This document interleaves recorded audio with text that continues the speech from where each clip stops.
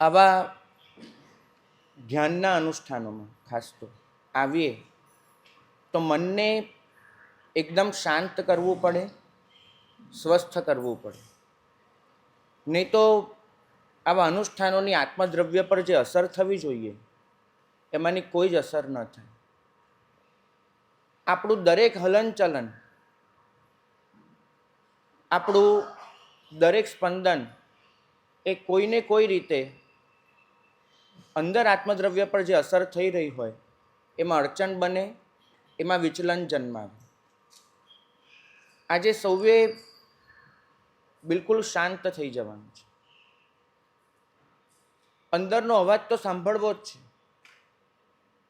પણ આ ધ્યાન સાધનાના જે ચિત્રો છે એને સહારે પોતાના આત્મતત્વના સૌંદર્યને ખુલ્લું કરવું છે. આજે દરેકે એક જ વાત ઘૂંટવાની છે કે શાંતિ એ મારો સ્વભાવ છે. આપણે સમુદ્રના કિનારે ઊભા હોઈએ ને તો જે તરંગોની હારમાળા આવતી હોય, જે સતત મોજા એ અથડાતા ને પછડાતા હોય, તો આપણને સમુદ્ર ખૂબ અશાંત લાગે. એનો ઘૂઘવાટ હોય, એનો અવાજ હોય, અને પેલા મોજા ભેગો કેટલોય કચરો પણ તણાઈને આવતો હોય. એ આવ જાવ ચાલ્યા કરે ભરતી અને ઓટ. પણ એ જ સમુદ્રમાં જો આપણે થોડાક અંદર જતા રહીએ તો જે મધ્ય ભાગ હોય એ તદ્દન શાંત હોય. જેની ઉપમા સ્વયં અરિહંતને આપી શકાય, સિદ્ધ ભગવંતોની ઓળખાણ એને જેની સાથે સાંકળી શકાય, જે એક સ્થિર આત્મદ્રવ્યની ઉપમા બની શકે એવો સમુદ્ર એ તો મધ્ય ભાગમાં હોય. સાગર વર ગંભીર. આજે કદાચ આપણે એ સમુદ્રની જેમ જ શાંત થઈ જવું છે. મારી આસપાસ વલયો હશે, પણ માત્ર પ્રેમના, પવિત્રતાના, પ્રસન્નતાના. મારા આત્મામાંથી જે પણ સ્પંદનો ઉઠશે એ માત્ર ને માત્ર આના જ હશે. આજે આંખો બંધ કરવી છે, અસ્તિત્વને ખુલ્લું કરવું છે. સૌથી પહેલાં આપણે શરણાગત બનવું છે. જ્યાં સુધી અહમભાવ હોય ત્યાં સુધી સાધના માર્ગમાં ઉતરવું શક્ય જ નથી. અને અહમભાવના વિચ્છેદ માટે શાસ્ત્રકાર ભગવંતોએ આપણને આપ્યું ચતુશરણ ગમન. અરિહંત, સિદ્ધ, સાધુ અને કેવલી પ્રજ્ઞપ્ત ધર્મ, આ ચાર મારા શરણ છે અને ચારના શરણે ગયેલો હું એમને સમર્પિત છું. તો આપણે સૌ પ્રથમ એ શરણાગતિનું ધ્યાન કરીશું. 3 વખત અહીંયા ચત્તારી મંગલમનો પાઠ થશે અને એ પાઠ કરીને આપણે એ ચારે પરમ તત્વને સમર્પિત થઈશું. એક વસ્તુ નક્કી માનજો, એક વ્યક્તિ એક સાથે ચારના શરણે ન જઈ શકે. કારણ કે એકના શરણે જાઓ તો બીજાના શરણે ન જવાય. તો ચત્તારી શરણમ પવજ્જામી એનો અર્થ શું છે? 4 મંગલ છે, 4 લોકોત્તમ છે, ત્યાં સુધી તો બરાબર છે, પણ ચત્તારી શરણમ પવજ્જામી, 4ના શરણે હું જઉં છું, એનો અર્થ શું કરશો? કેમ કે એક સાથે એક આત્મદ્રવ્ય 4ના શરણે ન જઈ શકે. તો ત્યાં આગળ શાસ્ત્રકાર ભગવંતોએ સમાધાન આપ્યું કે વાસ્તવમાં તો એક જ શરણું છે તમારું, અપ્પાનમ શરણમ પવજ્જામી. હું મારા આત્મદ્રવ્યના શરણે જઉં છું. મારા આત્મદ્રવ્ય સિવાય મારા માટે કોઈ શરણ ન હોઈ શકે. પણ એ જે આત્મા છે, એ જ આત્મા પોતાની અંદર જ્યારે અર્હંત્યને પ્રગટાવે છે ત્યારે એ આત્મા જ અરિહંત રૂપે પ્રતિભાસિત થાય છે અને ત્યારે એક સહજ સ્વર ઉઠે છે, અરિહંતે શરણમ પવજ્જામી. એ જ આત્મા જ્યારે પોતાના શુદ્ધ સ્વભાવને સંપૂર્ણપણે પ્રગટ કરી લે છે ત્યારે એ જ આત્મા સિદ્ધ સ્વરૂપે પ્રતિભાસિત થાય છે અને માટે બોલીએ છીએ સિદ્ધે શરણમ પવજ્જામી.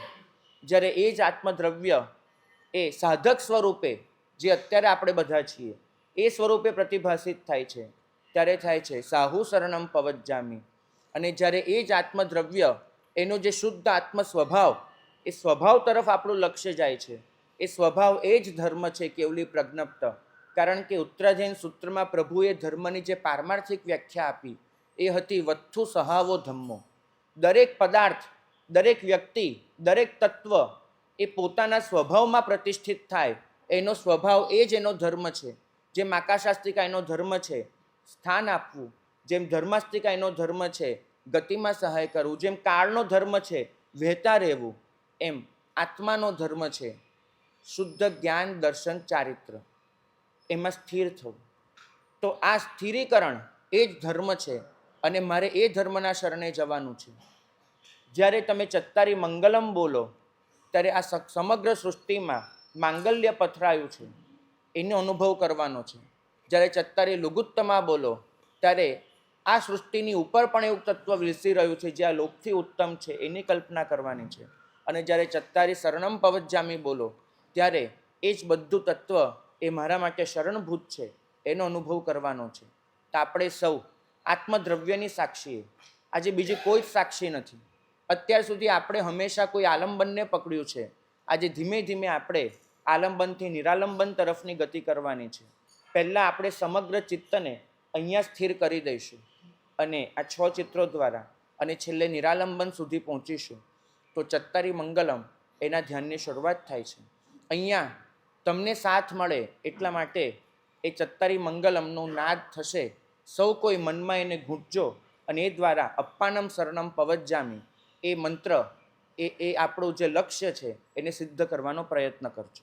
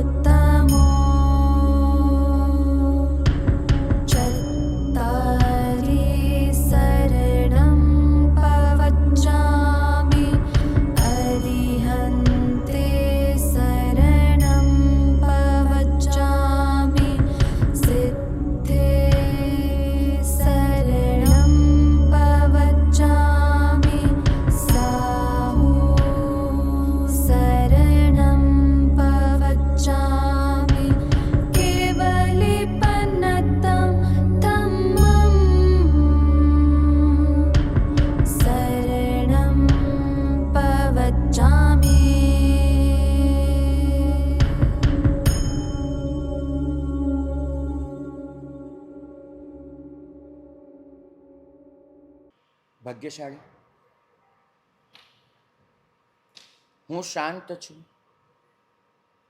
હું સ્વસ્થ છું, હું સમાધિસ્થ છું. મારો પ્રેમ 14 રાજલોકમાં પથરાઈ રહ્યો છે. મારી પવિત્રતા સમગ્ર સૃષ્ટિને વીંટળાઈ રહી છે. મારી દરેક ક્ષણ પ્રસન્નતામાં ગરકાવ છે. મારી આસપાસ જે વાતાવરણ સર્જાઈ રહ્યું છે એ વાતાવરણને જો વર્ણવવું હોય તો એક જ શબ્દ છે, ઉત્સાહ, ઉમંગ, ઉલ્લાસ. તમે ચાહો તો પરમ તત્વના સહારે એ ભૂમિમાં પગલાં પાડી શકો છો કે જ્યાં આગળ આ દુન્યવી કોઈ જ પડોજન બચતી નથી, જ્યાં આગળ કોઈ જ આધિ વ્યાધિ ઉપાધિ એ સતાવતી નથી, જ્યાં આગળ કોઈ જ વાસના, કોઈ કામના, કોઈ ધારણા તમને પજવતી નથી. તમે શાંત હો છો, તમે સ્વસ્થ હો છો, તમે સમાધિસ્થ હો છો. તમારા અસ્તિત્વને જો ખુલ્લું કરશો તો તમને સમજાશે કે પરમ તત્વનો જે અપાર અને અફાટ પ્રેમ છે એ તમારા અસ્તિત્વમાં ઉતરી રહ્યો છે, અને એ તમારા અસ્તિત્વમાં ઉતરીને તમારા અસ્તિત્વ વાટે વહીને સમગ્ર સૃષ્ટિમાં પથરાઈ રહ્યો છે. તમારે બનવાનું છે તો માત્ર માધ્યમ, એ પ્રેમને ઝીલવાનો છે અને ઝીલીને એને સમગ્ર સૃષ્ટિમાં વહેવડાવી દેવાનો છે. આંખો બંધ હોય પણ એ બંધ આંખે જે નજર સામે એક પાટિયું રચાય છે, એક ફલક, એના પર તમારે 14 રાજલોકનું ચિત્ર દોરવાનું છે અને એવો અનુભવ કરવાનો છે કે પરમ તત્વનો પ્રેમ ઝીલાઈને તમારી અંદરથી એક અમૃતના ઝરણા રૂપે, એક સફેદ દૂધ એના ઝરણા રૂપે વહી રહ્યું છે. અને અત્યાર સુધી તમે પરમાત્માનો અભિષેક કર્યો, આજે તમારે 14 રાજલોકનો અભિષેક કરવાનો છે. અત્યાર સુધી તમે હાથમાં કળશ પકડ્યો હતો અને એના નાળચામાંથી એક ક્ષીર વહી રહ્યું હતું, આજે તમારે હૃદયને કળશ તરીકે વાપરવાનો છે અને હૃદય કળશમાંથી પ્રેમનું ઝરણ વહી રહ્યું છે અને તમે 14 રાજલોકનો અભિષેક કરી રહ્યા છો. મારા પ્રેમમાંથી આ સૃષ્ટિનો એક પણ જીવ બાકાત નથી, મારી સદ્ભાવનામાંથી એક પણ જીવ બહાર નથી. સમગ્ર સૃષ્ટિના કલ્યાણની હું કામના કરું છું. સમગ્ર સૃષ્ટિ એ મારી મિત્ર છે અને સર્વભૂતો સાથે, સર્વ જીવો સાથે હું મૈત્રી ભાવ રચું છું. મારો પ્રેમ સર્વવ્યાપી હો, મારી કલ્યાણની કામના સર્વવ્યાપી હો, મારી મૈત્રી સર્વવ્યાપી હો. આ ક્ષણે હું સમગ્ર જીવો સાથેના વેર, ઝેર, કશાય, વિરોધ, ક્લેશ, વૈમનસ્ય, દ્વેષ એમાંથી મુક્ત થઈ જાઉં છું. મારે સર્વ જીવો માટે એક જ ભાવ કેળવવો છે, મમત્વ. થોડાક જીવો માટેનું મમત્વ તો લઈને બેઠો છું અને એ સિવાયના સઘળા જીવો માટેનો તિરસ્કાર લઈને બેઠો છું. આજે મારે તિરસ્કારને ભૂંસી નાખવો છે અને મમત્વનો એવો તો વિસ્તાર કરવો છે કે માનો પાલવ જેમ સમગ્ર બાળકના શરીર પર ફરી વળે એમ મારી મમતાનો પાલવ એ સમગ્ર સૃષ્ટિ પર ફરી વળે. હું મારી મમતાથી સમગ્ર સૃષ્ટિને આવરી લઉં, છાવરી લઉં, ઢાંકી દઉં અને સમગ્ર સૃષ્ટિ એના માટે વાત્સલ્ય ભાવ ધારણ કરું. એક જ મૈત્રી ક્યાંક વાત્સલ્ય સ્વરૂપે ખીલી ઉઠે છે, ક્યાંક સ્નેહ રૂપે વહી નીકળે છે, ક્યાંક ભક્તિ રૂપે વિલસી ઉઠે છે, તો ક્યાંક આદર, સન્માન, બહુમાન એ રૂપે પ્રગટ થતી હોય છે.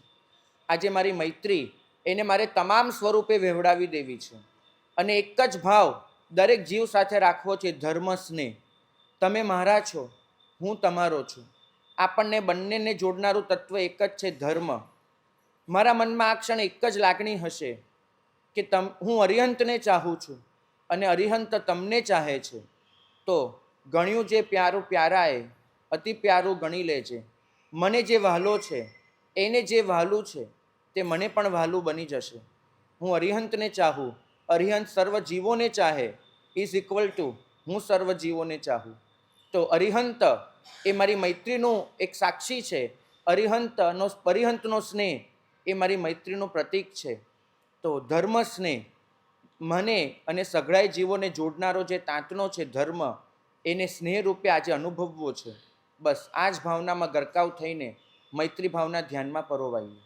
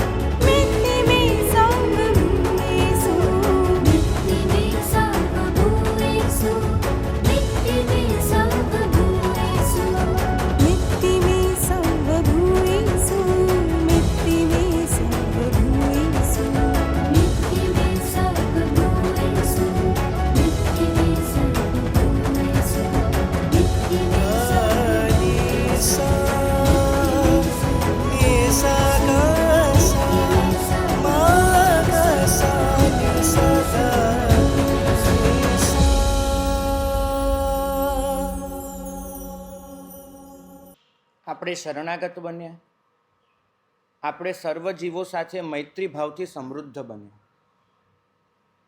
હવે આપણે પ્રવેશ કરીએ છીએ ષડ ઋતુ ધ્યાનમાં. છ ઋતુ એને અનુલક્ષીને જે ધ્યાન સાધના ગોઠવાય છે તેમાં આપણે પ્રવેશ કરી રહ્યા છીએ. આ વિચાર જ્યાંથી રોપાયો ત્યાંથી શરૂઆત કરું. આજથી લગભગ 800-900 વર્ષ પહેલા એક આચાર્ય ભગવાન થઈ ગયા, ગુણચંદ્ર સુરી કરીને. એમને પ્રભુના જીવન ચરિત્રને લખ્યું મહાવીર ચરિયમ. પ્રભુ વીરના જીવનને વર્ણવતા કેટલાય મહાકાવ્યો છે, કેટલાય ચરિત્ર ગ્રંથો છે, કેટલાય પુસ્તકો છે. આ એક એવું જીવન છે જે સતત કહેવાતું રહ્યું છે, ગવાતું રહ્યું છે અને એમાંથી પ્રેરણા ઝીલાતી રહી છે. પણ મન એ થયું કે જે કહેવાય છે, જે ગવાય છે એને જીવંત કરીએ તો કેવું સારું. અને એ જે જીવન હતું એમાંથી કેટલાક સાધના તત્વોને શોધવાનો પ્રયત્ન કર્યો. અને એ અનેક જીવન ચરિત્રોની વચ્ચે ગુણચંદ્ર સુરી મહારાજના મહાવીર ચરિયમમાં એક અદ્ભુત સંદર્ભ જડ્યો, જે સંદર્ભ આ અનુષ્ઠાનનો પાયો બન્યો. ગુણચંદ્ર સુરી મહારાજ એમને પ્રભુની સાધના કાળનું વર્ણન પારંપરિક રીતે તો કર્યું જ છે, પણ એક બહુ જુદો કન્સેપ્ટ એમાં ઉમેર્યો છે. એમને એ સાધનાનું વર્ણન કર્યું છે કે 6 ઋતુ બદલાતી જાય, એ તો 6 ઋતુના પરિસહો પણ બદલાતા જાય, 6 ઋતુના પડકારો પણ બદલાતા જાય, પણ એ પરિસહો, એ પડકારોની વચ્ચે પ્રભુ કેવી રીતે શાંત અને સ્વસ્થ રહેતા હતા.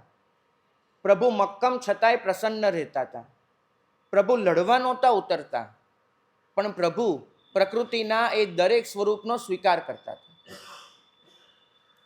મને એક વસ્તુ સમજાઈ કે સૃષ્ટિના દરેક સ્વરૂપમાં આખરે તો સૌંદર્ય છે, આખરે તો કલ્યાણ છે. ગરમી મને ન ગમે અને ઠંડી મને થથરાવી મૂકે, વરસાદ મારા મનમાં કચવાટ પેદા કરે અને વસંત એના તરફ કદાચ મારી ઉપેક્ષા હોય, પાનખર મને ઠૂંઠા જેવી લાગે અને શરદ એના સૌંદર્યનું પાન કરવાનું મને મન ન થાય, તો આ બધા જ મારા પોતાના પ્રોબ્લેમ્સ થયા. પ્રકૃતિ તો દરેક સ્વરૂપે ખીલી છે અને ખુલ્લી છે.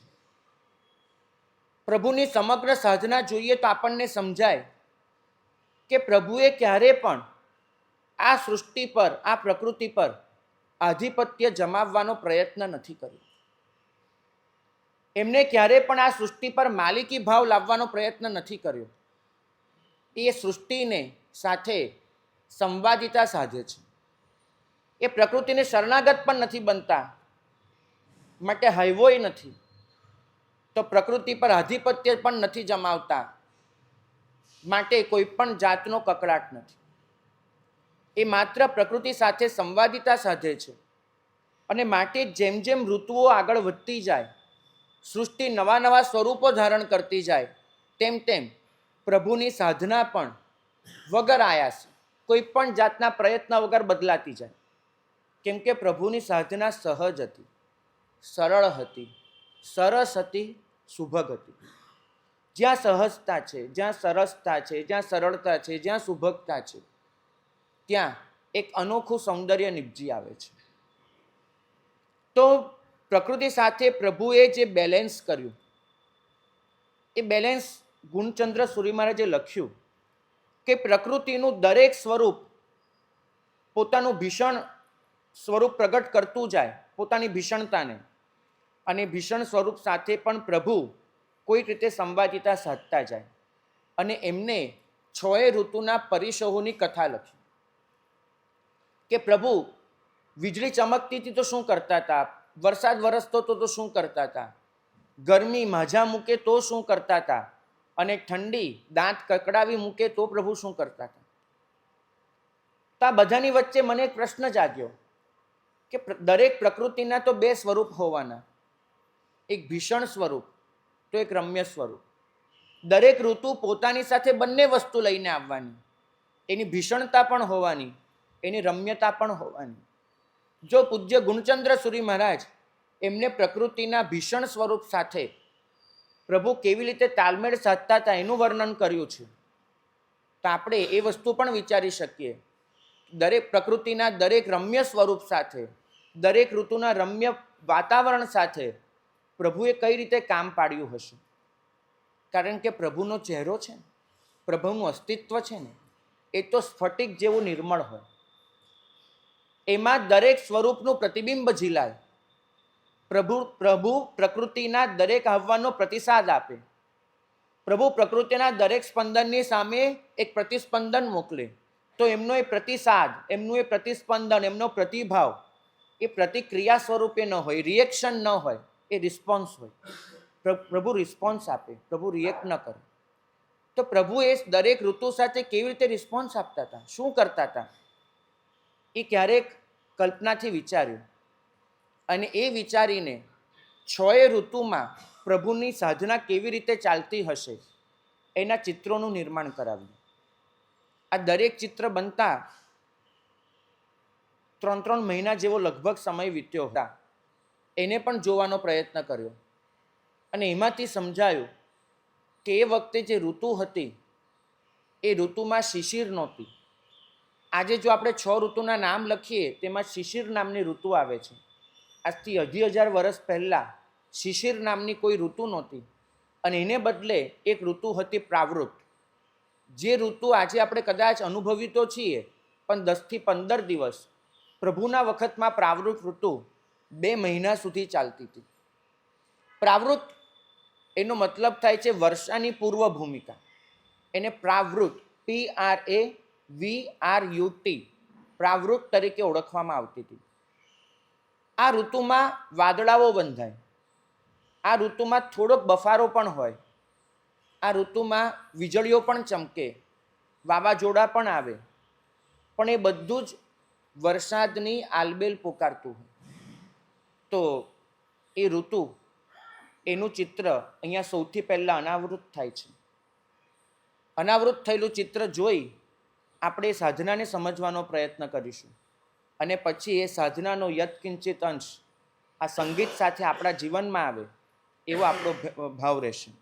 સૌથી પહેલાં આપણે શ્રી સંઘને આમંત્રણ આપીએ કે પહેલું ચિત્ર અનાવૃત કરે. એ ચિત્રને અહીંયા કપૂર રાખ્યું છે એનાથી વધાવે અને એ વધાવીને એ ચિત્ર આપણા સૌ માટે ખુલ્લું મૂકે.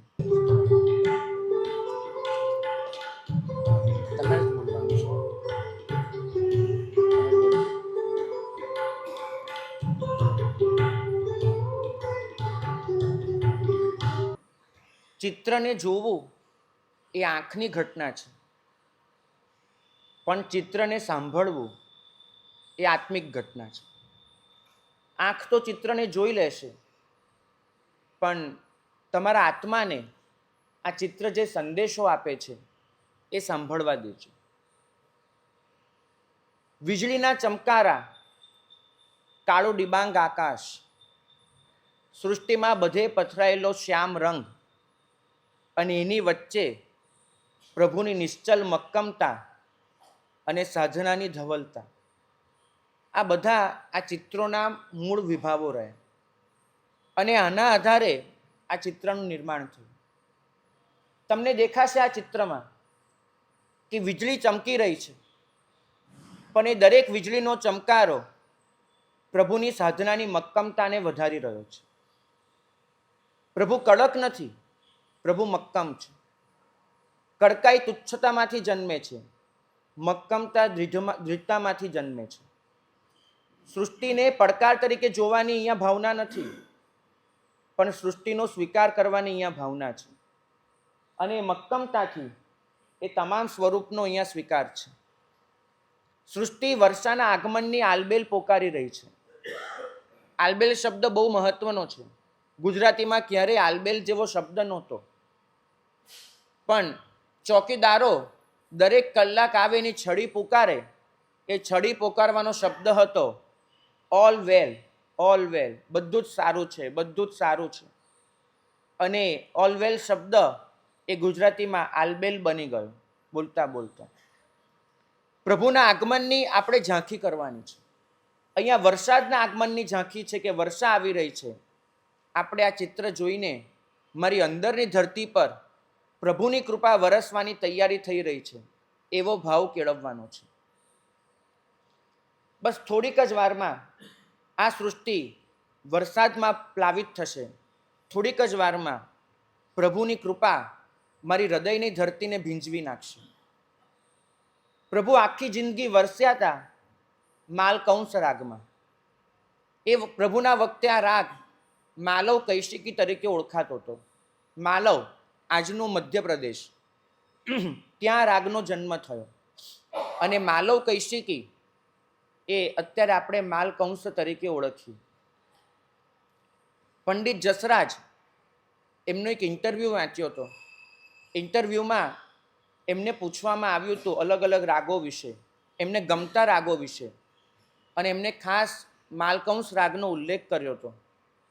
અક્ષરશઃ એમના શબ્દો કહું કે દુનિયાભરના રાગો ગાઈ લીધા પછી માલકંસ જેવી શાંતિ ક્યાંય મળી નથી. એના જેવો સુખદાયી અને નશીલો રાગ બીજો જોયો નથી. તે એક અત્યંત સુખદાયી અને છતાંય નશામાં ડૂબાડી દે. શેના નશામાં? સાધનાના નશામાં ડૂબાડી દે એવો આ રાગ છે. પ્રભુ જ્યારે દેશના આપે ત્યારે દેશના તો સહજ રીતે સંગીતમય વહેતી હોય, પણ દેવો એમાં બેકગ્રાઉન્ડ મ્યુઝિક તરીકે માલકંસ રાગના સૂર ઉમેરે. કારણ કે આ એક એવો રાગ છે જે દેવ સૃષ્ટિને અત્યંત પ્રિય છે. એમ કહેવાય છે કે સાચો માલકંસ વાગે તો નજીકમાં જેટલા પણ દેવ તત્વ હોય એ બધા જ એ સાંભળવા માટે ઉપસ્થિત થાય. કદાચ એવું બની શકે કે આજે અમૂર્ત રીતે, અદૃશ્ય રીતે એ દેવ તત્વ પણ આ રાગ દ્વારા પ્રભુની સાધનામાં જોડાય. બસ પ્રભુ પધારી રહ્યા છે એ એક જ ભાવના સાથે અહીંયા માલકંસ રાગનું સંગીત વાગશે. આપણે સૌ આપણા હૃદયના દરવાજે પ્રભુના આગમનની તૈયારી કરીશું. આંખો બંધ હશે, મુદ્રા જોડાયેલી હશે, અંગૂઠો અને આંગળી આમ પણ રાખી શકો છો, આમ પણ રાખી શકો છો. જે પણ આસન તમને ફાવે એ આસન ધારણ કરી લો. શરત એટલી કે વચ્ચે વચ્ચે આસન બદલ્યા ના કરશો. 6 મિનિટનું ધ્યાન રહેશે. માલકંસ રાગ સાથે પ્રભુના સ્વાગતની તૈયારીનું ધ્યાન.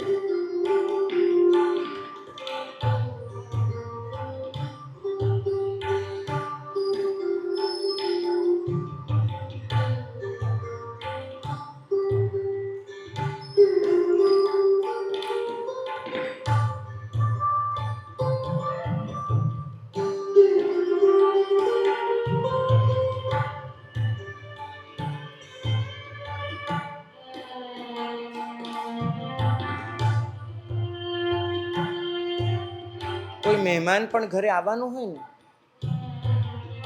તો પણ આપણે ઘરને કેવું ચોખ્ખું કરીએ. અહીં તો પ્રભુ પધારે છે. હૃદય મંદિરને એવું ચોખ્ખું કરજો, જે પણ તમને દેખાય ક્લેશ, કલમશ, કંકાસ જે પણ દેખાય એને વાળી ચોળીને ફગાવી દેજો. જીરણ શેઠને યાદ કરજો, પ્રભુ પધારવાના હતા, કેવી તૈયારી કરી હતી. હૃદય મંદિરે પ્રભુ પધારી રહ્યા છે. જીરણ શેઠ મારો આદર્શ છે અને એવી તૈયારી મારે કરવી છે.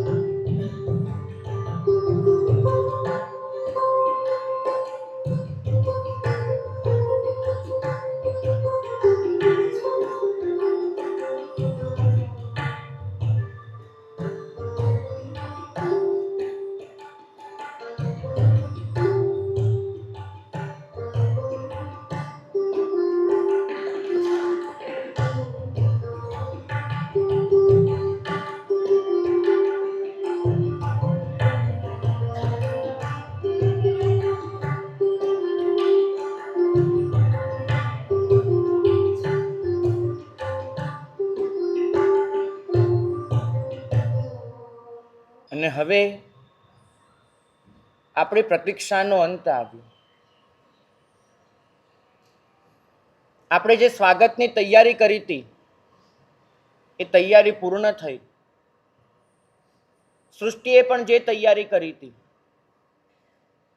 એ તૈયારીના પ્રતિસાદમાં મેઘ વરસી પડ્યો અને વર્ષા ઋતુનું આગમન થયું. જેઠ અને અષાઢ મહિના પ્રાવૃતના હતા.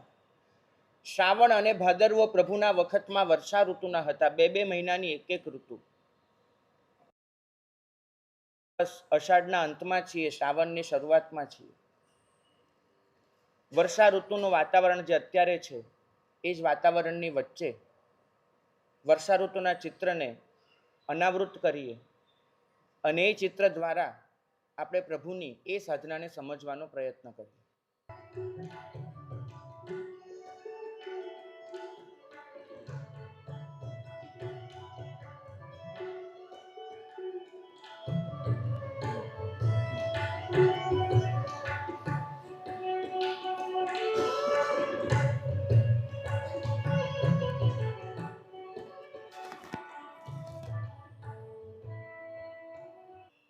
વર્ષાનું આગમન થઈ ચૂક્યું છે.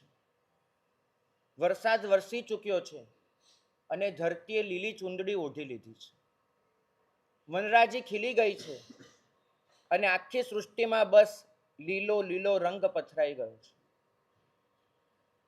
રંગબેરંગી ફૂલો, લીલી ચૂંદડી, આકાશમાં મેઘધનુષની સપ્તરંગી છાંય અને એની વચ્ચે પ્રસન્નતાથી છલકાતું એક લીલુંછમ વ્યક્તિત્વ. પ્રાવૃત્તમાં આપણે પ્રભુના ચહેરા પર મક્કમતા જોઈ. વર્ષામાં પ્રભુનો ચહેરો પ્રસન્નતા પાથરે છે. આપણને સૌને બહુ ઉત્કંઠા હતી, આખી સૃષ્ટિને, કે ક્યારે મેહુલો વરસે અને ક્યારે એ લીલુંચમ પાનેતર ઓઢી લઈએ.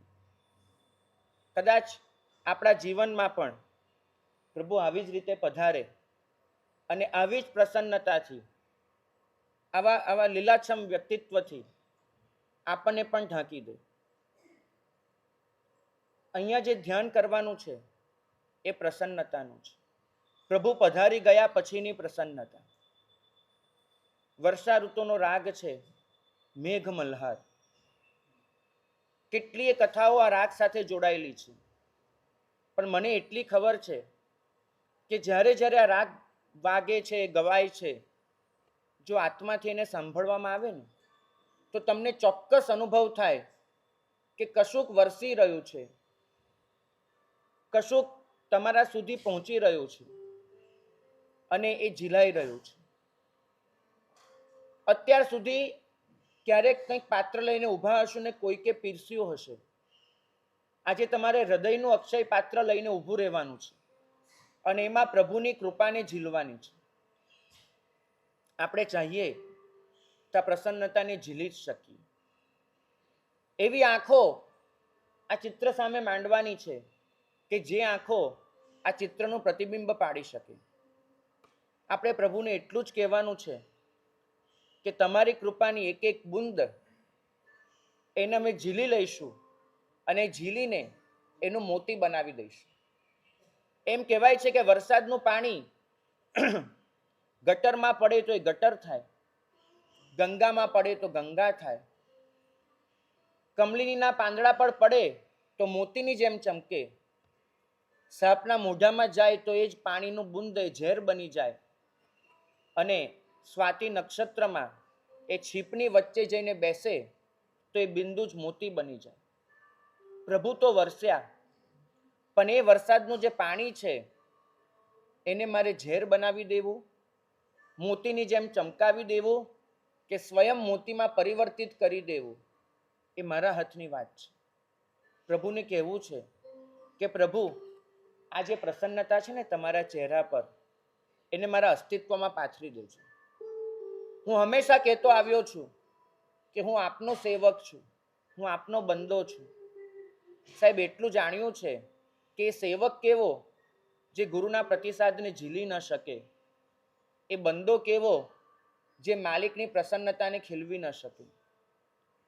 તમે મારા માલિક છો, હું તમારો સેવક છું અને આ સેવક આપે મને વરદાન આપ્યું. આ સેવક આપને સામે વચન આપે છે કે આપના સહારે આ જીવનની પ્રત્યેક ક્ષણ પ્રસન્નતામાં વીતશે.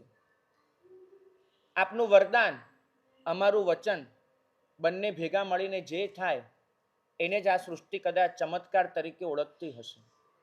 તો આવો ચમત્કાર આપણા સૌના જીવનમાં થાય એ સાથે જ, એ ભાવના સાથે મેઘ મલ્હાર રાગની સંગતમાં આપણે પણ પ્રસન્નતાના ધ્યાનમાં પરોવાઈ જઈએ. તમારો ચહેરો આ ધ્યાન વખતે ઝીલાઈને તેમાં એક જ ભાવ દેખાય, નિત્રી પ્રસન્નતા. બસ બીજું કાંઈ જ નહીં. મારું અસ્તિત્વ પ્રસન્નતામય હશે. મારો ચહેરો એક અત્યંત શીળું, સ્વસ્થ એવું હાસ્ય પ્રસારતો હશે અને મારી બંધ આંખોમાંથી પણ ક્યાંક ને ક્યાંક આનંદની લહેર છલકાતી હશે. બસ એ ભાવના સાથે આ ધ્યાનમાં જોડાઈ જાઓ. કદાચ અંદરથી પ્રસન્નતા દેખાય તો એમાં ઉતરજો, કદાચ બહાર નજર પડે તો આ પ્રસન્નતાનું ચિત્ર જોઈ લેજો.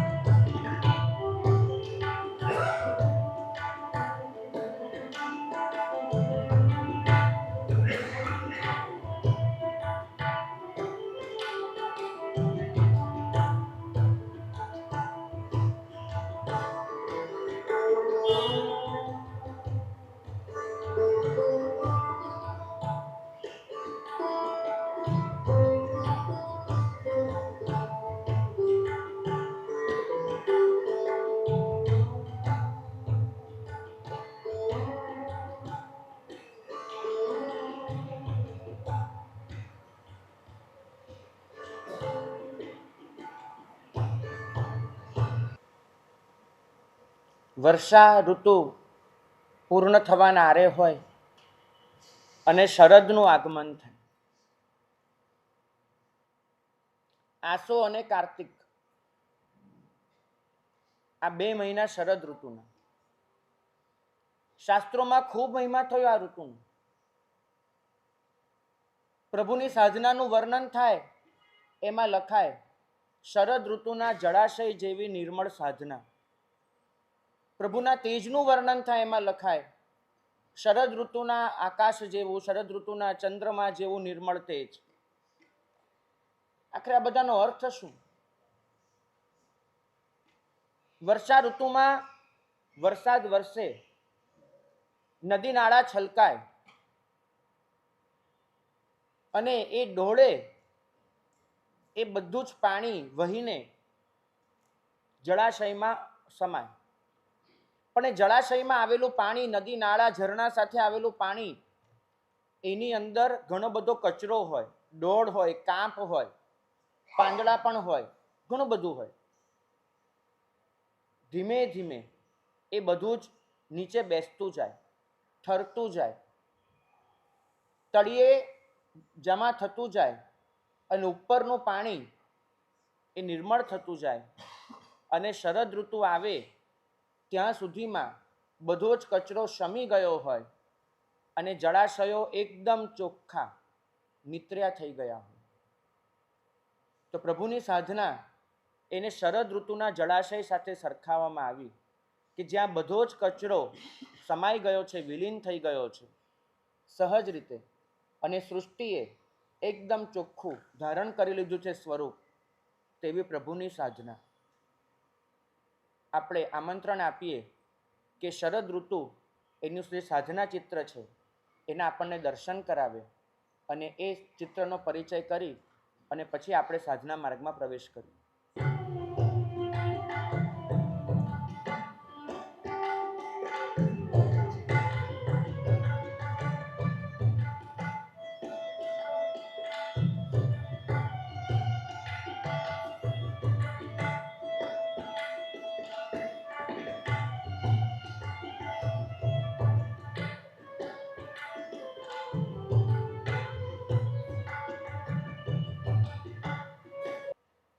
વર્ષા ઋતુના વાદળો બધા જ વિખરાઈ ગયા હોય અને આકાશ એકદમ નિર્મળ અને ચોખ્ખું બની ગયું હોય અને એમાં શરદ ઋતુના પૂનમનો ચાંદ એ ખીલી ઉઠે.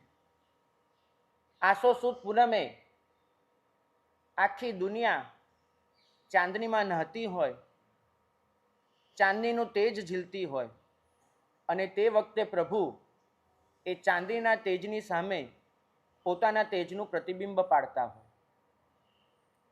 તમે જુઓ, બધે ચાંદની છવાઈ ગઈ છે અને એની વચ્ચે પ્રભુ નિતરતી કરુણા અને કૃપા ધરાવતી આંખો લઈને ઊભા છે. કેટલીય વખત અમને પૂછવામાં આવે છે કે પ્રભુની આંખો ધ્યાન સાધના વખતે ખુલ્લી હોય કે બંધ હોય? શાસ્ત્રકાર ભગવંતો કહે છે કે સાચો પ્રશ્ન એ છે કે પ્રભુની આંખો શું જોતી હોય. ખુલ્લી હોવું કે બંધ હોવું એ મોટો પ્રશ્ન નથી. એ આંખો શું જોઈ શકે છે બહુ મોટો પ્રશ્ન છે. આપણે તો સૂતા પણ હોઈએ ને, આંખો બંધ હોય છતાંય કીકીઓ એ અંદર ફરતી હોય, ચકડવકડ થતી હોય, કેમ કે આપણે સ્વપ્ન જોતા હોઈએ અને ઊંઘમાં પણ આપણે શાંત ન હોઈએ. જ્યારે પ્રભુ ખુલ્લી આંખે ઊભા હોય તો પણ એમની આંખો લક્ષ્ય તરફ અડગ હોય. એમ કહેવાય છે કે પ્રભુની આંખો, પ્રભુનું અસ્તિત્વ એ અનાહત નાદમાં ડૂબેલી હોય. આહત એટલે કે આ દુનિયાનો દરેક શબ્દ એ આખરે તો કોઈ સંઘર્ષમાંથી જન્મે છે. અહીંયા કંઈક પછડાય તો અવાજ આવે. મારા શ્વાસની ધમણ અલગ અલગ અંગો સાથે પછડાય છે તો શબ્દ નીકળે છે. અહીંયા પણ આ ભાગ્યશાળી અહીંયા કંઈક તબલા પર હાથ પાછાડી રહ્યા છે, ત્યાં કશુંક ઘસાઈ રહ્યું છે, કશુંક ત્યાં આગળ સંઘર્ષ પામી રહ્યું છે, માટે અવાજ આવે છે. તો જ્યાં સંઘર્ષ છે અને સંઘર્ષથી જન્ય જે શબ્દ છે એને કહેવાય છે આહત. કંઈક અથડાયું અને શબ્દ આવ્યો, પણ જ્યાં બધા જ આહત શબ્દ શાંત પડી જાય અને પછી જે શબ્દ જાગે, અહમ અહમ અહમ, પોતાના અસ્તિત્વનું ભાન કરાવતો શબ્દ, એને કહેવાય છે અનાહત. જેનો ક્યાંય સંઘર્ષ નથી, જેમાં કશું જ પછડાયું નથી, જેમાં કશું જ ઠોકાયું નથી, જેમાં કશું જ હલનચલન નથી થયું, અને છતાંય જે શબ્દ જાગ્યો એ અનાહત નાદ. એ અનાહત નાદને વર્ણવવા માટે ભૂરો રંગ વપરાતો હોય છે. તો ચાંદની, અનાહત નાદ, આ બધાનો સમન્વય કરીને આ ચિત્ર નિર્માણ પામ્યું છે. અને આપણે જે સાધના કરવાની છે એ સાધનાનો રાગ છે બાગેશ્રી. એમ કહેવાય છે કે સૌ પ્રથમ વખત અકબરના દરબારમાં તાનસેને આ રાગ રજૂ કર્યો હતો. તાનસેનને પૂછવામાં આવ્યું હતું કે આ રાગ તમને ક્યાંથી સૂઝ્યો? તાનસેનનો જવાબ હતો, વિવશતામાંથી. હું એટલો બધો વિવશ થઈ ગયો હતો, હું એટલો બધો લાચાર થઈ ગયો હતો, અને એ વિવશતા, એ લાચારી, એને મારી અંદર જે સૂર જન્માવ્યા એ બાગેશ્રી રાગ. આ લાચારી એ હતાશાની નથી, આ લાચારી એ નબળાઈની નથી, આ લાચારી એની છે કે આ સૃષ્ટિમાં આટલું સૌંદર્ય પથરાયું છે, એને હું ખાલી મારા આટલા નાના અસ્તિત્વમાં કઈ રીતે ઝીલું? આ આટલું બધું વરસી રહ્યું છે, એને કઈ રીતે મારી અંદર સમાવી દઉં? હું બહુ નાનો છું, હું બહુ વામનો છું, અને મારી સામે જે પ્રગટી રહ્યું છે બહુ વિરાટ છે. તો વિરાટની સામે વામનતાનો અનુભવ એ વિવશતા જન્માવે. અને એ વિવશતા જ્યારે મોહરી ઉઠે, એ વિવશતા જ્યારે ગાય ઉઠે, ત્યારે જે રાગ નીકળે એનું નામ છે બાગેશ્રી. મનુષ્ય પોતાની વામનતાનો અનુભવ કરે અને છતાંય વિરાટના ખોળામાં એ બેઠો હોય. તમે જ્યારે હિમાલયની તળેટીમાં ઊભા હો ને, તો તમારી સામે એક ઉત્તુંગ અસ્તિત્વ હોય. કેવું મહાન, કેવું ઉત્તુંગ!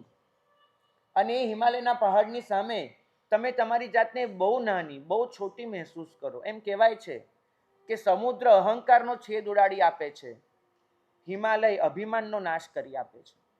એક વિશાળ છે, એક ઉત્તુંગ છે, અને બંનેની આગળ તમને તમારી જાત બહુ નાની, બહુ વામણી લાગે. પણ એ વામણી જાત જ્યારે ગાય ઉઠે, એ વિશાળતાને પોતાના કંઠથી ભરીને પોતે ખીલી ઉઠે, ત્યારે જે રાગ નીકળે એની સાથે આપણે પ્રભુની વિશાળતાનો, આપણે પ્રભુની એ કરુણાનો અનુભવ કરવો છે. બસ આંખ જો ખુલ્લી રાખી શકો તો આ ચિત્ર સામે જડી દેજો. કદાચ એવું લાગશે આ ચિત્રમાં એવું ત્રિપરિમાણ ઉમેર્યું છે, 3 ડાયમેન્શનલ, કે તમને એમ લાગશે કે જાણે પ્રભુનો ચહેરો આ ચિત્રમાંથી બહાર નીકળીને તમારી પાસે આવી રહ્યો છે, અને તમે એ પ્રભુને તમારી સામે સાક્ષાત જોઈ રહ્યા છો. બાગેશ્રી બહુ જ સહાય કરશે. સૌ પરોવાઈ જઈએ.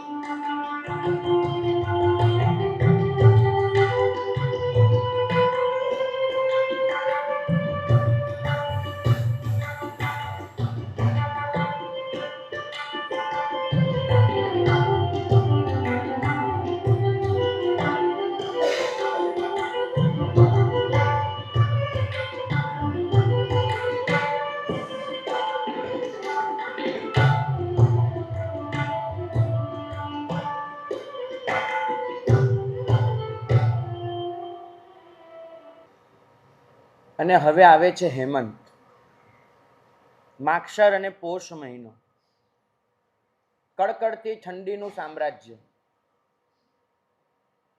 પ્રભુ તો જે ક્ષેત્રમાં વિચરતા હતા એ ક્ષેત્રમાં તો બરફની પાંખડીઓ ખરે એ વખતે, હિમની કણિકાઓ વરસે અને ચારે બાજુ સફેદી પથરાઈ જાય. ઋતુને વ્યક્ત કરવા માટે રંગોની પસંદગી બહુ મોટો ભાગ ભજવે. અમારી પાસે રંગો હતા. પ્રાવૃત માટે શ્યામ રંગ, વર્ષા માટે લીલો રંગ, શરદ માટે ભૂરો રંગ, હેમંત માટે રંગ મળ્યો સફેદ. હવે સફેદમાં તમે કયું સૌંદર્ય પ્રગટાવી શકો? સફેદ રંગમાં તમે કયું ચિત્ર દોરી શકો? બહુ મોટો પ્રશ્ન આવ્યો. છેલ્લે એક સમાધાન જડ્યું કે ઠંડક છે ને બધું સંકોચી નાખતું હોય છે. બરાબર? ઠંડકમાં બધું નાનું થાય, સંકોચાઈ જાય. તો આપણે કદાચ એવું કામ કરીએ કે પ્રભુની ઉંમરને જ સંકોચી નાખીએ. હેમંત ઋતુનું જે ચિત્ર દોરવું છે એમાં પ્રભુની ઉંમરને જ નાની કરી નાખીએ. અને નાની ઉંમર, એની સાથે સફેદી, અને સફેદી સાથે વાત્સલ્ય. કેમ કે વાત્સલ્ય જ્યારે વહે ને માના દૂધ રૂપે કે પ્રભુના રક્ત રૂપે, એ સફેદ રંગનું જ હોય છે. જ્યાં પણ વાત્સલ્ય વહ્યું છે ત્યાં સફેદ રંગ ધારણ કરીને નીકળ્યું છે. પછી એ પ્રભુનું રક્ત હોય કે માનું દૂધ હોય. તો આપણે વાત્સલ્યને આની સાથે જોડી દઈએ અને જે ચિત્ર નિપજ્યું એ અહીંયા છે. આપણે દર્શન કરીએ.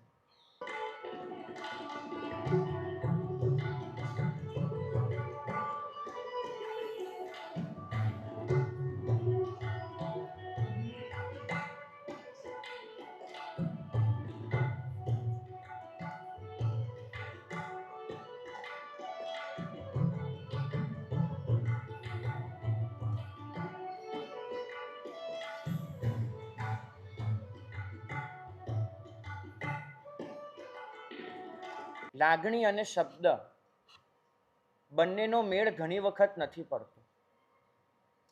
માણસની અંદર એટલું બધું ઉભરાઈ જાય, એને એમ લાગે કે આ કહેવા માટે જાણે શબ્દો જ નથી. ભાષાની હંમેશા એક મર્યાદા હોય છે. ઘણું સમજી શકાય છે, છતાંય વર્ણવી નથી શકાતું, કહી નથી શકાતું. અને જ્યારે આવું બને ને ત્યારે માણસ ગુંગળામણ અનુભવે, પોતે કહી ન શકે, પોતે વ્યક્ત ન થઈ શકે. એને એમ લાગે કે જાણે ગળે આમ ડૂચો બાજ્યો, દચુરો બાજી ગયો. બોલવું છે પણ બોલાતું નથી, કેમ કે શબ્દો જડતા નથી. અને આ અવસ્થાના સોલ્યુશન માટે આ સૃષ્ટિએ બે વસ્તુ શોધી. ભાષા તો દાદાએ આપી, આદિનાથ દાદાએ, પણ બે વસ્તુ આ સૃષ્ટિએ ક્યાંકથી ને ક્યાંકથી શોધી લીધી, જે ભાષાથી ઉપર હતી. એક હતું આંસુ. જ્યાં લાગણીઓ એ શબ્દોમાં સમાતી નથી, પછી એ હર્ષ હોય કે દુઃખ હોય, પછી એ શોક હોય કે વાત્સલ્ય હોય, એ આંસુ બનીને વહી નીકળે. અને બીજું આપ્યું આ સૃષ્ટિએ, આ સંગીત. જ્યાં શબ્દ નથી ત્યાં સૂર કામે લાગે છે, જ્યાં ધ્વનિ, જ્યાં સ્વર નથી ત્યાં ધ્વનિ કામ લાગે છે. આપણા અંતરની જે આરઝુ છે ને, એને મંઝિલ સુધી પહોંચાડવી છે. અંદરથી એ સાધનાના સૂર એવા તો પ્રગટાવી દેવા છે કે સકલ સૃષ્ટિએ સૂર સાંભળવા પડે અને એનો પડઘો પાડવો પડે. હેમંત ઋતુ છે, રાગ પણ હેમંત જ લીધો છે. કેમ કે એક એવો રાગ છે કે જે તમને અંદરથી ઠંડક આપી દે છે. હેમંત ઋતુને તમારી અંદર જીવતી કરે છે. તમારામાંથી લગભગ બધા જ સફેદ વસ્ત્રો પહેરીને આવ્યા છે. બધે જ સફેદી છે, ચિત્રય સફેદ છે, રાગ પણ સફેદ હેમંત છે, વસ્ત્રો પણ સફેદ છે, આપણી ભાવના પણ સફેદ છે, ધવલ શ્વેત. અને આ બધાની જ વચ્ચે અત્યાર સુધી મક્કમતા, પ્રસન્નતા, આનંદ આમાંથી પસાર થયા. હવે વાત્સલ્યમાં વહી જવું છે. આ ચિત્રને જોશો ને, તમને ઈચ્છો કે ન ઈચ્છો અંદરથી એક ખેંચાણ અનુભવાશે કે જઈને વળગી પડું, એને મારા ખોળામાં લઉં, મારી છાતીએ ચાંપી દઉં અને એને બચીઓ ભરી દઉં. મારી અશ્રુઓથી, મારી લાગણીથી, મારા પ્રેમની ધારાથી એને ભીંજવી દઉં. દરેક વખતે પ્રભુને મહાન ગણીને જ જોવા એવો કોઈ કાયદો નથી. ક્યાંક પ્રભુ બાળક બનીને તમારા ખોળામાં સમાઈ પણ શકે, ક્યાંક બાળક બની અને તમારા ખભે ટીંગાઈ પણ શકે, ક્યાંક એ નાનકડા બની અને તમારા અસ્તિત્વમાં સમાઈ પણ શકે. ઉપાધ્યાયજી મહારાજે બહુ સરસ લખ્યું છે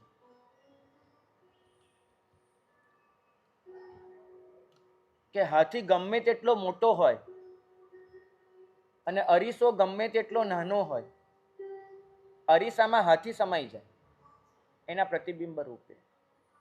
પ્રભુને કહેવું છે કે પ્રભુ તમે ગમે તેટલા મોટા હો, ગમે તેટલા મોટા, અને અમારું હૈયું ગમે તેટલું નાનું હોય, પણ ક્યારેક જે અરીસામાં હાથી સમાય એમ નાનકડા બની અને અમારા હૈયામાં સમાઈ જાવ ને.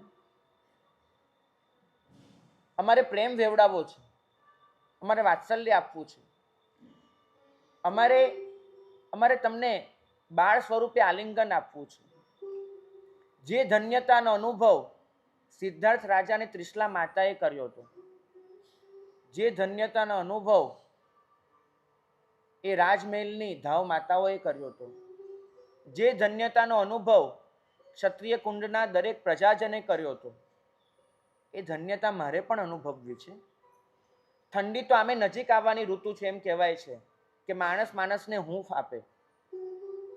પ્રભુ, અમે તમને અમારી સાથે ચાંપી દેવા માંગીએ છીએ, પણ એ તમારી મીઠી ગંધ, એ કમળ જેવો શ્વાસ, એ પરસેવાની અત્યંત મીઠી સુગંધ અને હૂંફ, એ બધાથી અમે પુલકિત થવા માંગીએ છીએ, અમે રોમાંચિત થવા માંગીએ છીએ.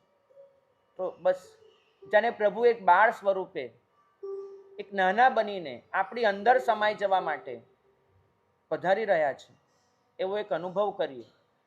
એમને આલિંગન આપીએ, એમને વાત્સલ્યથી નવડાવી દઈએ. પેલા વીર વિજયજી મહારાજે લખ્યું કે ત્રિશલા માતાને તો કેવા સમાચાર મળ્યા હતા કે એક સાપ આવ્યો અને મારા બાળકુંવરને વીંટળાઈ ગયો અને મારા બાળકુંવરે એ સાપને ફેંકી દીધો, અને પેલો એ રાક્ષસ આવ્યો, એને 7 તાળ જેટલું રૂપ કર્યું અને મુઠ્ઠી મારી દીધી. આ બધી કથાઓ સાંભળી છે, એક ધ્રાસકો પડે. અને એમાં એ પ્રભુ પાછા ફરે એ વખતનું વર્ણન કર્યું છે વીર વિજયજી મહારાજે, કે ત્રિશલા માતા એમને ખોળામાં લીધા, એમને સ્નાન કરાવવાની જરૂર નહીં, ધૂળ બહુ લાગી હતી પ્રભુ પર, ચોખ્ખા કરવાના હતા, પણ બાથરૂમમાં લઈ જવાની જગ્યાએ ત્રિશલા માતાએ પોતાના અશ્રુથી જ એવા નવડાવી નાખ્યા કે ધૂળ બધી વહી ગઈ, અને એક આલિંગનમાં પ્રભુને સમાવી લીધા. કદાચ આપણે આજે એવી બથ ભરવી છે કે આપણા આલિંગનમાં સ્વયં 3 લોકનો નાથ સમાઈ જાય, હેમંત રાગ સાથે આપણે જોડાઈ જઈએ, વાત્સલ્યની ધારામાં વહી જઈએ.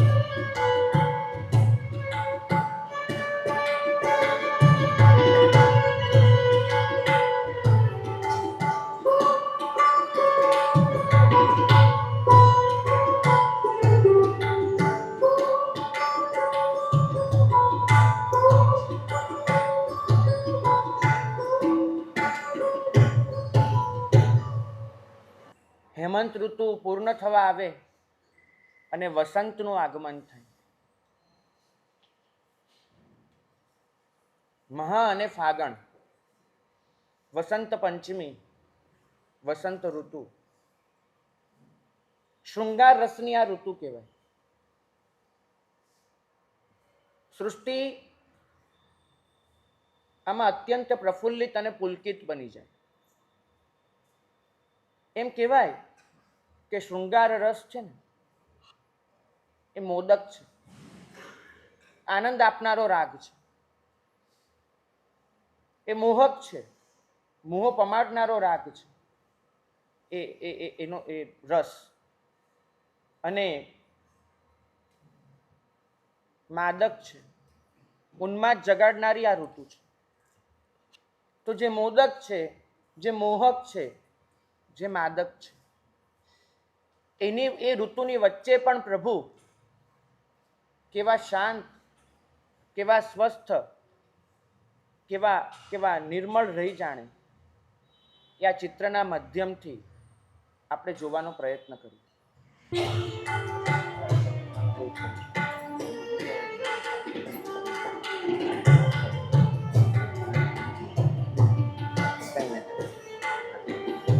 હવે ધ્યાન રાખજો.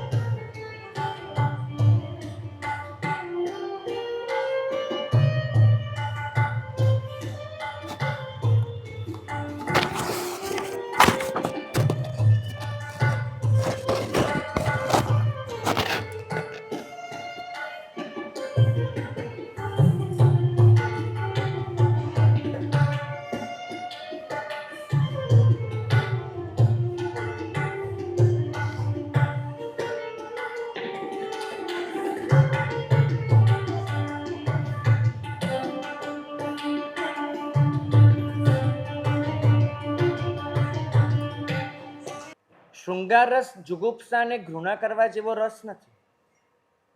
આપણે રસને વાસના સુધી ખેંચી જઈએ છીએ ને, માટે એ આપણા માટે ખરાબ પુરવાર થાય છે.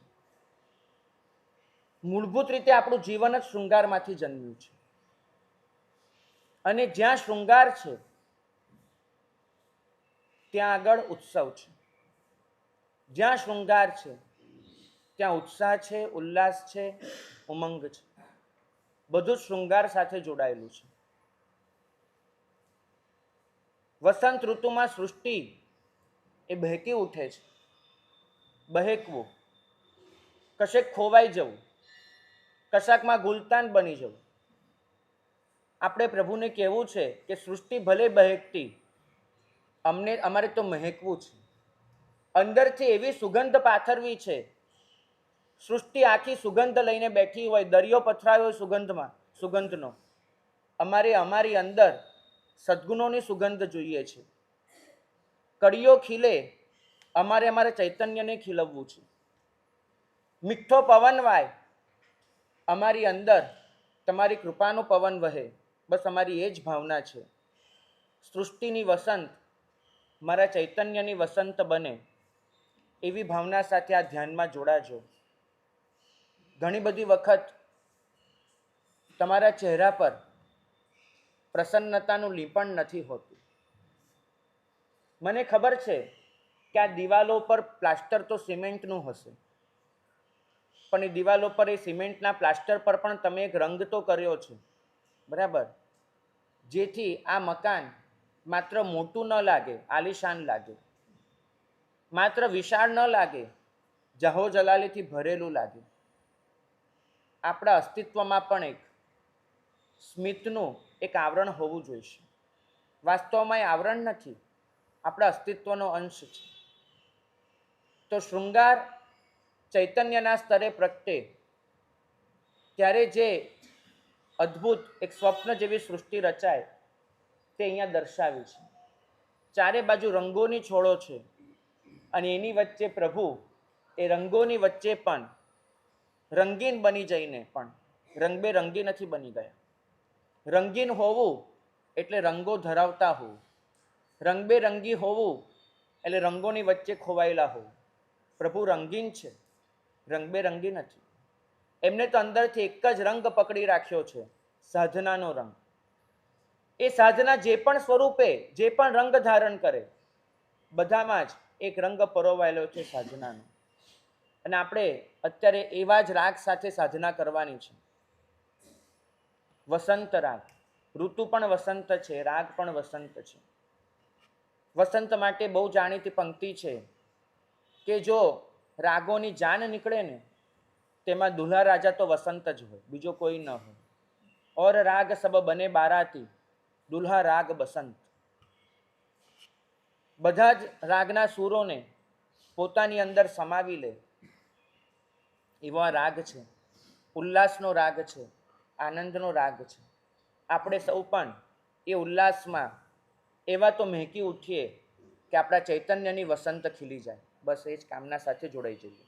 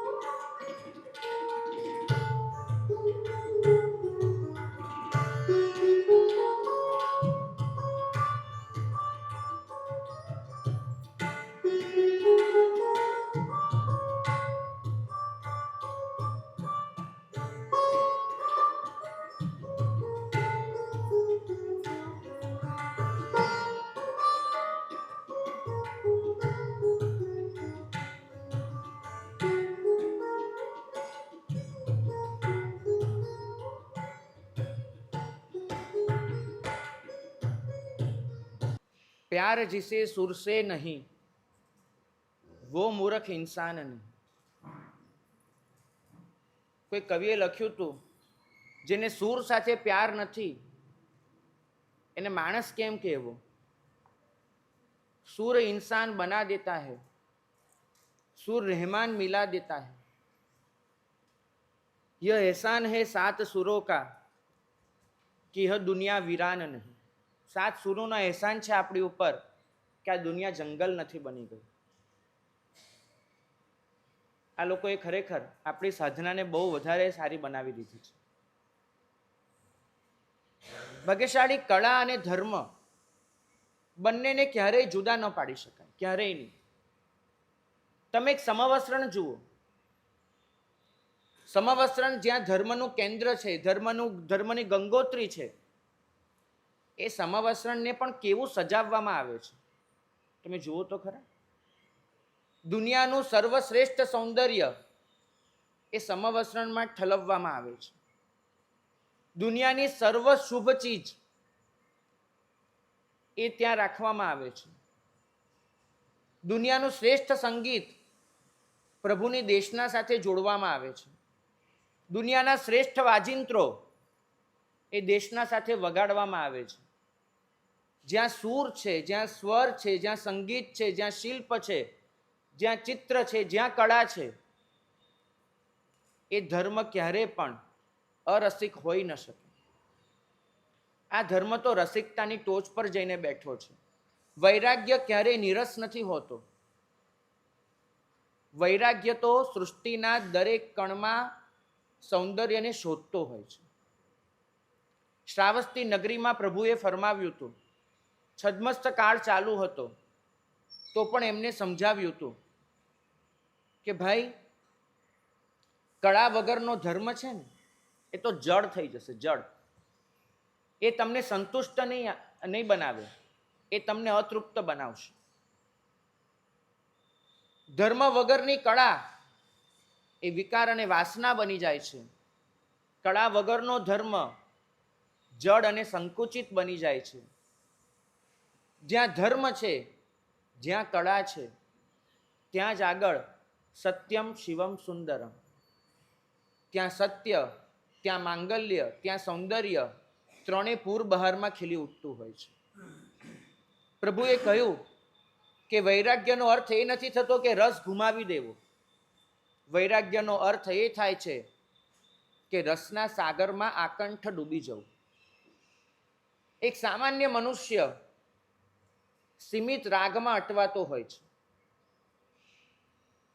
અને એક વૈરાગી મનુષ્ય એનો રાગ 14 ભુવનમાં પથરાતો હોય છે. પ્રભુએ કહ્યું કે કોઈ હાથ પગ આમ ઊંચા નીચા કરે એને તમે નૃત્ય કહો છો અને આવા નૃત્યથી આનંદિત થાવ છો.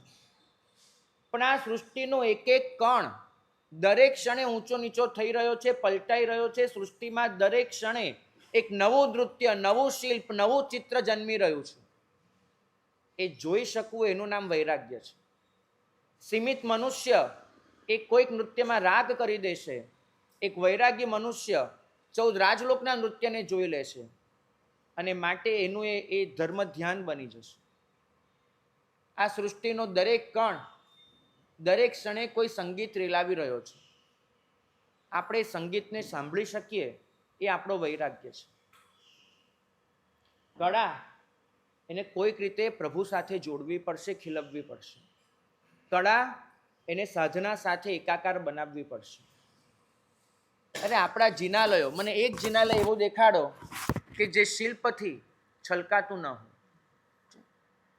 જો વૈરાગ્ય એ નિરસતામાં હોત ને તો આપણા દેરાસરો માત્ર આરસના પાટિયા હોત, શિલ્પ ન હોત. અને તમે જુઓ વસ્તુપાલ અને વિમલ શાહ જેવા મહામંત્રીઓ, એમને કળા માટે લૂંટાવી દીધું છે પોતાનું સર્વસ્વ.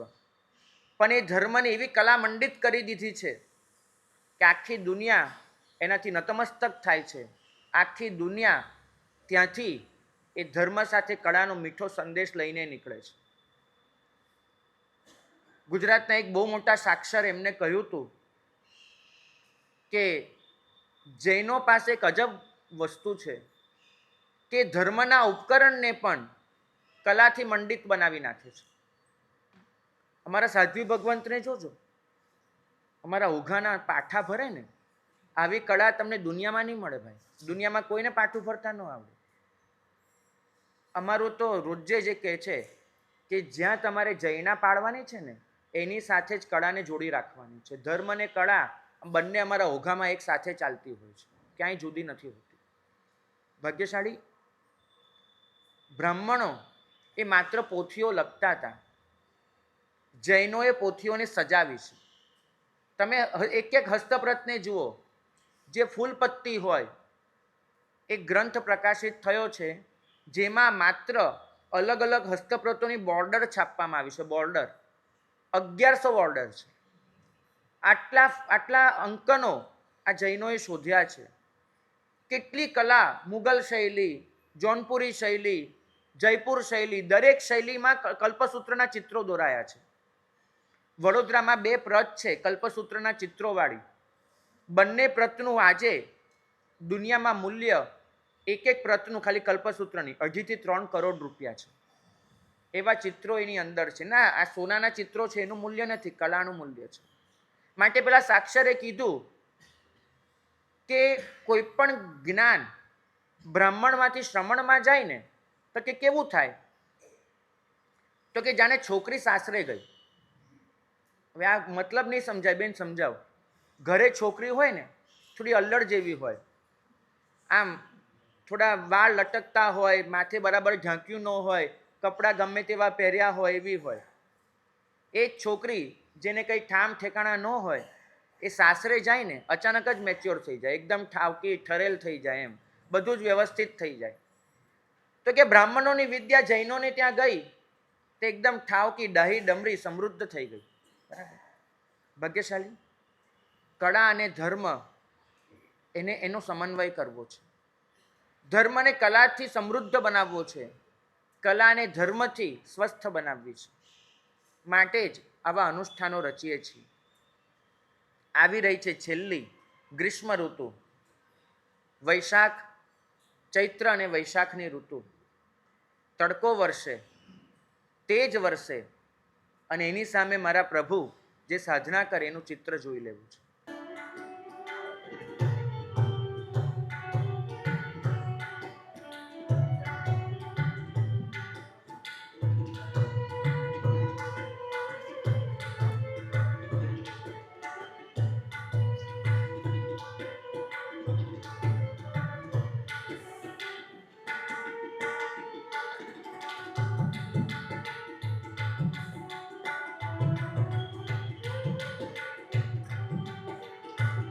અહીંયા જેટલા પણ છો, અનુષ્ઠાન પૂર્ણ થાય ચપટી ચપટી કપૂરથી આ ચિત્રોને વધાવીને જજો અને હાથમાં કપૂરની સુગંધ લઈને જજો.